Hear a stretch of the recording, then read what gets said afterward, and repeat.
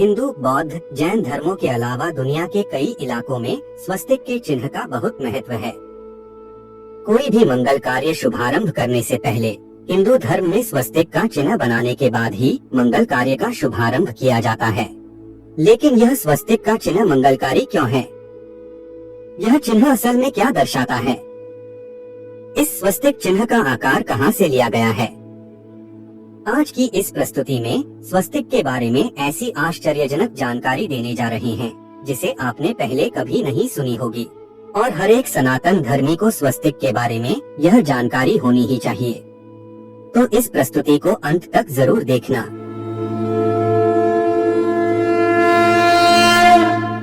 सनातन संस्कृति का परम मंगलकारी प्रतीक चिन्ह स्वस्तिक अपने आप में विलक्षण है। स्वस्तिक का अर्थ स्वस्तिक को सु एवं अस्ति का मिश्रण योग माना जाता है। यहाँ सु का अर्थ है शुभ और अस्ति का अर्थ होता है होना। संस्कृत व्याकरण के अनुसार सु एवं अस्ति को जब संयुक्त किया जाता है तो जो नया शब्द बनता है वो है स्वस्ति, अर्थात शुभ हो, कल्याण हो।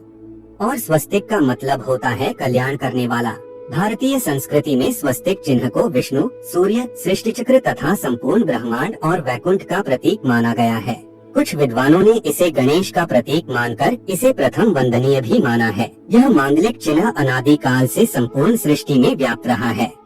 अत्यंत प्राचीन काल से ही भारतीय संस्कृति में स्वस्तिक को मंगल प्रतीक माना जाता रहा है। विघ्नहर्ता गणेश की उपासना, धन, वैभव और ऐश्वर्य की देवी लक्ष्मी के साथ भी शुभ लाभ, स्वस्तिक तथा बही खाते की पूजा की परंपरा है। इसे भारतीय संस्कृति में विशेष स्थान प्राप्त है। इसीलिए जातक की कुंडली बनाते समय या कोई मंगल व शुभ कार्य करते समय सर्वप्रथम स्वस्तिक को ही अंकित किया जाता है। हिंदू धर्म के अलावा दुनिया के कई कोनों में इसका इस्तेमाल कई हजारों सालों से होता आ रहा है। लेकिन असल में स्वस्तिक का यह चिन्ह क्या दर्शाता है? इसके पीछे ढेरों तथ्य हैं। आज हम आपको स्वस्तिक का मूल अर्थ क्या है इसके बारे में बताने जा रहे हैं। सांसारिक जीवन में धन और यश कल्याणकारी हो सकता है। शरीर के लिए भोग और सुख कल्याणकारी और मंगलमय हो सकते हैं। लेकिन आत्मा के लिए यह सब कोई मायने नहीं रखता है। आत्मा के लिए तो मंगलमय परमधाम है, परमात्मा है। आत्मा के लिए तो कल्याणकारी मोक्ष है, और आत्मा को मोक्ष वैकुंठ जाने के बाद मिलता है। वैकुंठ में गई हुई आत्मा मोक्ष प्राप्त करती है, और वैकुंठ का स्थान भागवत पुराण में ध्रुव तारे की ओर बताया गया है। ध्रुव तारा सप्तर्षि तारामंडल में आया हुआ है, और यह सप्तर्षि तारामंडल सबसे रहस्यमयी है। इनमें मेसिए 81 नामक सर्पिल गैलेक्सी है, जो आकाश में सबसे रोशन गैलेक्सियों में से एक है। इस तारामंडल के क्षेत्र में मेसिए 82 नामक गैलेक्सी भी है, जिसे अपने आकार की वजह से सिगार गैलेक्सी भी कहा जाता है। कुल मिलाकर सप्तर्षि तारामंडल में लगभग 50 गैलेक्सियां देखी जा चुकी हैं। आप सोच रहे होंगे कि स्वस्तिक के बारे में बताते बताते हम गैलेक्सी के बारे में क्यों बात कर रहे हैं, लेकिन स्वस्तिक का रहस्य इस तारामंडल में ही छिपा हुआ है। और यह सप्तर्षि तारामंडल और पोल स्टार या ध्रुव तारा दिशा निर्देश के लिए प्राचीन काल से ही बहुत महत्वपूर्ण रहा है। रात्रि के समय में यदि आप दिशाएं भूल गए हैं और भटक गए हैं तो आपको आकाश में ध्रुव तारे को ही ढूंढना पड़ेगा, जो उत्तर दिशा को दर्शाता है। और इसी तरह अगर आप इस भवसागर में भटक गए हैं और उस मंगलकारी और सौभाग्यकारी वैकुंठ का पता लगाना है तो भी आपको आकाश में ध्रुव तारे को ही ढूंढना पड़ेगा। और वैकुंठ के इस स्थान पर होने का ज्ञान हमारे ऋषि मुनियों को तो था ही, साथ में इजिप्ट वासियों को भी मोक्ष प्राप्ति के इस स्थान का सही से ज्ञान था। और इजिप्टोलॉजिस्ट और रिसर्चर्स पिरामिड को क्यों बनाया गया था? इस प्रश्न का उत्तर ढूंढते ढूंढते आखिरकार इस नतीजे पर पहुँचे कि पिरामिड बनाने का मुख्य कारण था मोक्ष प्राप्ति, और मोक्ष प्राप्ति करवाने वाला स्थान है ध्रुव तारे की ओर वैकुंठ। और आप पिरामिड की संरचना को देखेंगे तो आप देखेंगे कि किंग चेम्बर में से एक शाफ्ट 30 डिग्री एंगल से इस तरह से निकलती है, जो सीधे ध्रुव तारे की ओर परफेक्टली जुड़ती है। इस शाफ्ट को बनाने का मकसद था किंग की आत्मा को सीधे परमधाम में मोक्ष मिल सके। और ऐसा सिर्फ हम ही नहीं कह रहे हैं, लेकिन जेरेमी नेडलर नाम के इजिप्शियन विशेषज्ञ ने भी अपनी किताब shamanic wisdom in the pyramid text में इसे विस्तार पूर्वक समझाया है। तो आप समझ सकते हैं कि प्राचीन काल में ध्रुव तारा और सप्तर्षि तारामंडल कितना महत्वपूर्ण था।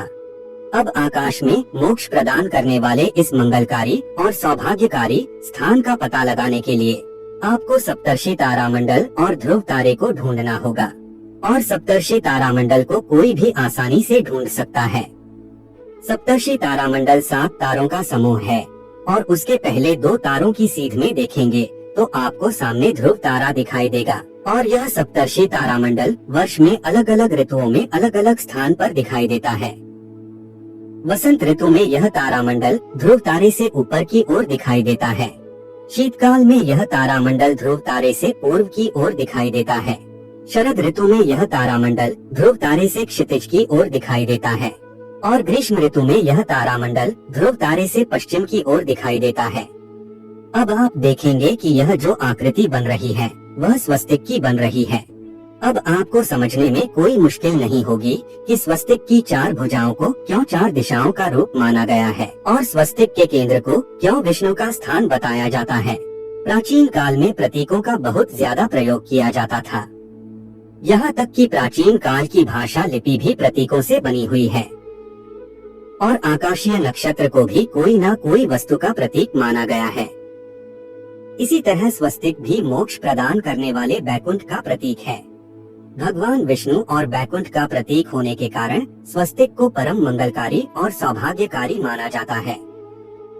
अब हम आपको स्वस्तिक के बारे में अन्य कई प्रकार की व्याख्याएं की गई है, इसके बारे में बताते हैं। हिंदू मान्यताओं के अनुसार यह रेखाएं 4 वेदों ऋग्वेद, यजुर्वेद, अथर्ववेद और सामवेद का प्रतीक हैं। कुछ यह भी मानते हैं कि यह 4 रेखाएं सृष्टि के रचनाकार भगवान ब्रह्मा के 4 सिरों को दर्शाती हैं। इसके अलावा इन 4 रेखाओं की 4 पुरुषार्थ, 4 आश्रम, 4 लोक और 4 देवों यानी कि भगवान ब्रह्मा, विष्णु, महेश और गणेश से तुलना की गई है। हिंदू धर्म में माना जाता है कि यदि स्वस्तिक की 4 रेखाओं को भगवान ब्रह्मा के 4 सिरों के समान माना गया है, फलस्वरूप मध्य में मौजूद बिंदु भगवान विष्णु की नाभि है, जिसमें से भगवान ब्रह्मा प्रकट होते हैं। स्वस्तिक की 4 रेखाएं एक घड़ी की दिशा में चलती हैं, जो संसार के सही दिशा में चलने का प्रतीक है। बौद्ध धर्म में स्वस्तिक, हिंदू धर्म के अलावा स्वस्तिक का और भी कई धर्मों में महत्व है। बौद्ध धर्म में स्वस्तिक को अच्छे भाग्य का प्रतीक माना गया है। यह भगवान बुद्ध के पग चिन्हों को दिखाता है, इसलिए इसे इतना पवित्र माना जाता है। यही नहीं, स्वस्तिक भगवान बुद्ध के हृदय, हथेली और पैरों में भी अंकित है। जैन धर्म में स्वस्तिक, वैसे तो हिंदू धर्म में ही स्वस्तिक के प्रयोग को सबसे उच्च माना गया है, लेकिन हिंदू धर्म के जैसा ही महत्व स्वस्तिक का जैन धर्म में भी है। जैन धर्म में यह 7वें जिन का प्रतीक है, जिसे सब तीर्थंकर सुपार्श्वनाथ के नाम से भी जानते हैं। श्वेतांबर जैनी स्वस्तिक को अष्टमंगल का मुख्य प्रतीक मानते हैं। सिंधु सरस्वती सभ्यता में भी मिले हैं स्वस्तिक चिन्ह। सिंधु घाटी सभ्यता की खुदाई में प्राप्त मुद्रा और बर्तनों में स्वास्तिक का चिन्ह खुदा हुआ मिला है। उदयगिरी और खंडगिरी की गुफाओं में भी स्वास्तिक के चिन्ह मिले हैं। इसके अलावा ऐतिहासिक साक्ष्यों जैसे मोहनजोदड़ो, हड़प्पा संस्कृति, अशोक के शिलालेखों, रामायण, हरिवंश पुराण, महाभारत आदि में स्वस्तिक का अनेकों बार उल्लेख मिलता है। विभिन्न देशों में स्वस्तिक को नेपाल में हेरम्ब, मिस्र में एक्टोन तथा बर्मा में महापियन्ने के नाम से पूजा जाता है। ऑस्ट्रेलिया और न्यूजीलैंड के मावरी आदिवासी भी स्वस्तिक को मंगल प्रतीक के रूप में पूजते हैं। तो दोस्तों, यह प्रस्तुति आपको कैसी लगी कमेंट में अवश्य ही बताना, और इस बहुमूल्य जानकारी को अपने दोस्तों और रिश्तेदारों में शेयर जरूर करें। बैकुंठ लोक की प्रस्तुति को आपका अच्छा प्रतिसाद मिला है। आप सभी श्रोतागण एवं कमेंट करने वालों का हृदय की गहराइयों से धन्यवाद करते हैं। धन्यवाद।